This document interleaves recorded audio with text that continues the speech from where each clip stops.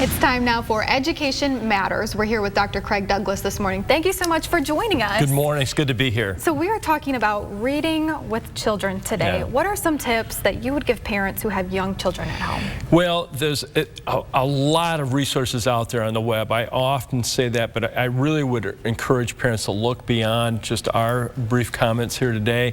I want to acknowledge Mike Thompson, a retired reporter from the Saginaw News, who suggested this topic. Reading is so fundamental and it's so important.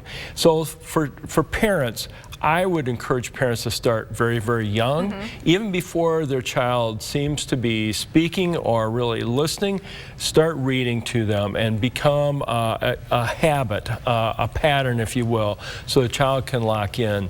And in looking at tips, a simple tip is to make sure as parents that we don't ignore the illustrations, because children will lock into the illustrations and they'll connect the words to the illustrations quicker that way. That's a good tip. Another talking point was to hit the pause button once in a while, and that is to take time going through the book.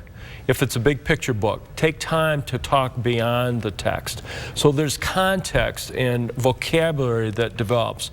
Because really one of the big challenges for all of us as readers is to expand our vocabulary, right? And as we acquire vocabulary and expand that, we acquire the reading skills that are necessary. So those are some topics, if you will, for parents of younger children. I feel like a lot of kids would go straight to the pictures. Correct. So making that association is very smart.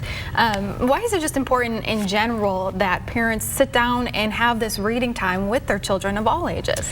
Well, again, it's very basic, but when youngsters see us as grandparents or parents reading, that's called modeling.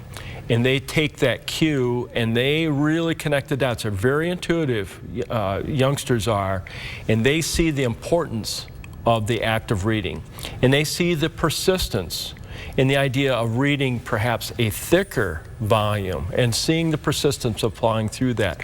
All those are great connections for kids to make, and that helps them acquire grit and the willingness to persist and plow through those bigger texts. Yeah. Well, thank you so much for being here with us today. Thank you. For more information about today's topic, you can check out the TV5 Hot Links page. Stick around. We'll be right back.